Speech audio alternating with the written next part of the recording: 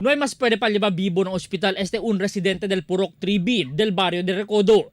Después con él puede neutraliza el personajes del Station Anti-Illegal Drugs Special Operations Task Force del Police Station 9 na Ayala. Taen kabeza el commander, Chief Inspector Karib Muharam na dila operasyon, alas 5 pasada en Denantes. Muerto na operasyon, si Ismael Pula, alias Lolong. Si Lolong asigun el considerado kingpin na lugar, quien taman juramentaw del pasaw noche, itatira al aire de armas, rason para conduce operasyon el otoridad kontra con ele. Nare-receive namin kagabi pa yung reports na itong suspect natin is nagpapaputok ng ilang beses dyan at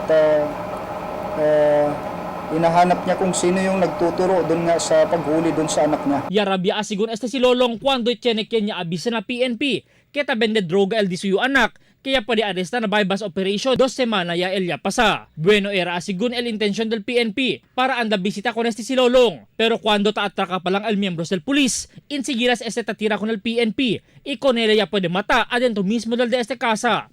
Na de posisyon, ya pwede saka el un calibre 45 pistola. Asigun na PNP, tali na 50% el volume del mga armas del mga drug personalities na lugar. Pero hinay-hinay también silang dinila operasyon tiempo. Armas, nasa percentage natin, nasa 50%. Si Lolong el akasyete mga drug personalities, el ya pwede mata el PNP na dila operasyon, lang mes del Hulyo aquí na syudad.